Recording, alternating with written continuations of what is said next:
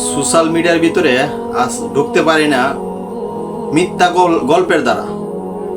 পুরাটা সোশ্যাল মিডিয়ায় বয়ে গেছেন শুধু গফ আর গফ, মিথ্যা গল্প।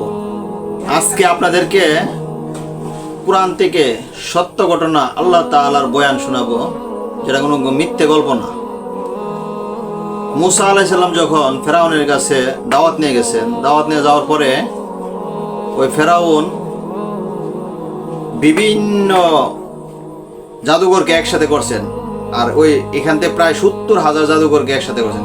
আর 70,000 জাদুঘর প্রত্যেকটা একটা রশি করে নিয়ে আসছেন সাথে করে।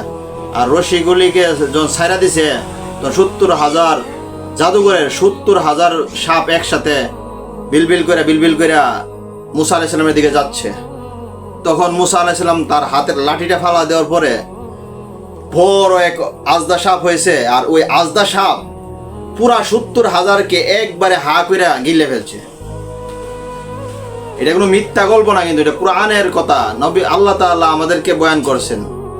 আপনারা তো এতদিন মিথ্যা গল্প শুনছেন, আজ সত্য একটা ঘটনা আপনার কাছে শেয়ার করি। এটা হচ্ছে নবীদের মুজেজা।